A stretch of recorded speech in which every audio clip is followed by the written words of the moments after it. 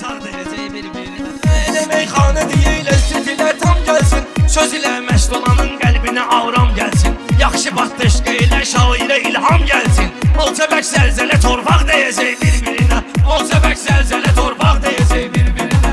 Gəlmişin yevlaha bir şirin söz yeri var. Yaşadım meyxanada, ahtımının iz yeri var. Bilinsən meyxanada, hər adamın öz yeri var. Dağlı tərpənsə neçə dağ deyəcək bir-birinə. Dağlı tərpənsə neçə dağ deyəcək bir-birinə. Gedələ tövbə elə layiq olarsan namaza. Ondan əvvəlki gərək getməlisən dəstəmaza. Palajen isti yığıblar qinil oylar boğaza. Sonda 3-4 dənə dustlar deyəcək bir-birinə. Sonda 3-4 dənə dustlar deyəcək bir-birinə.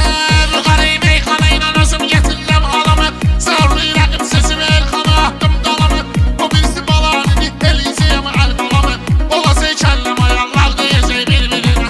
Olacaq kəlləmə yallaq deyəcək bir-birinə.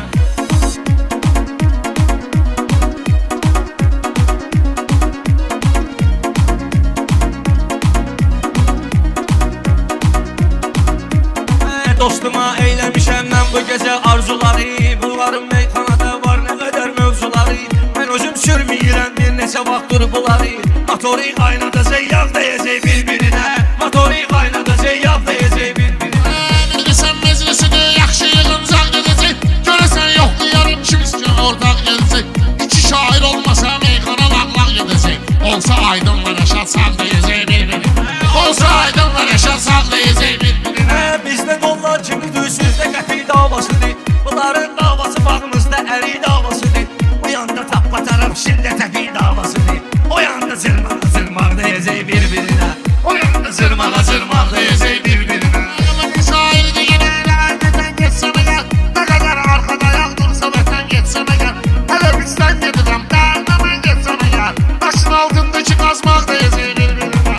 Daşın altındakı qazmaq deyəcək bir-birinə. Aşığın yanında bu cananın səsi gəlmir. Elə bir səsi tutulub heyvanın səsi gəlmir. Deyirəm alo alo Elxanın səsi gəlmir. Zülmov xəttədir qovşaq deyəcək bir-birinə. Şeylər bilməgidən söhbətimiz çatdı sona. Burada bir qardeşimiz var, neçə arzum var ona. İnşallah evlakın ağsaqqalı gəlsin rayona. Bağda bağban olmasa bağ deyəcək bir-birinə. Bağda bağban olmasa bağ deyəcək bir-birinə.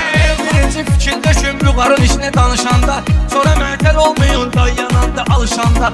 Elxanla görüşmə bozduq bırakır danışanda. Yoxsa ki düzəltdiyin tar deyəcək bir-birinə. Yoxsa ki düzəltdiyin tar deyəcək bir-birinə.